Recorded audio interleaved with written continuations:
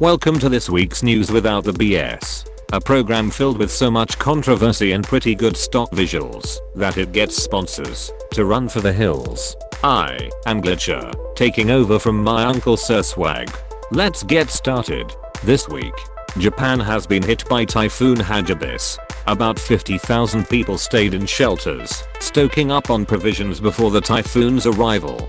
The government said a total of 27,000 military troops and other rescue workers have been deployed to help with the chaos. Hagibis is heading north and is expected to move back into the North Pacific later on Sunday. Concurrently, Ecuador protesters agree to talk with government officials. For those of you who were playing Fortnite instead of catching up on the news, protests in Ecuador began on October 3rd when President Lenin Moreno did absurd and complicated stuff, getting the price of petrol to increase by 30% overnight.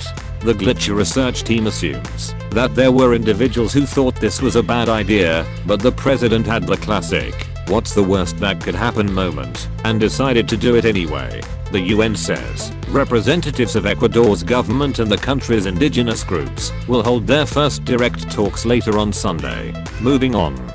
Donald Trump is so screwed that it'll take a huge pair of vice grip pliers to unfasten his current mess up. In his delightful week, Trump lost his appeal to a court case, lost support on a very risky bill, and is accused of causing an ambassador to resign.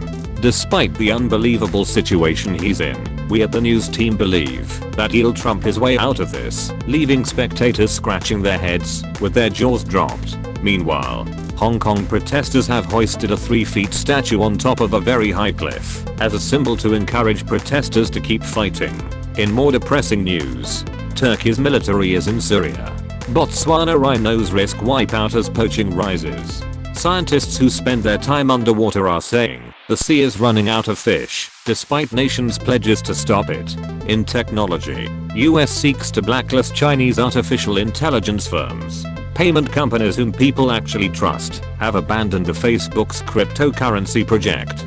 Google Pixel Watch may get launched next week. In entertainment, Jennifer Aniston is saying Marvel movies is killing the movie industry.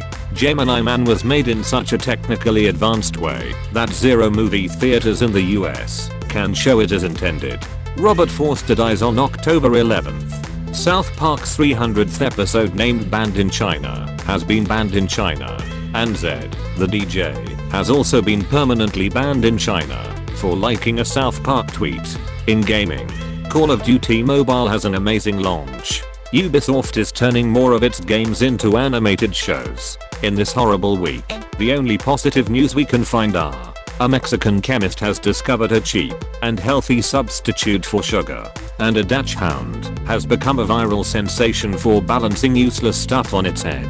As this is a new producer handling the news without the BS content, make sure you spread the word and subscribe to this channel.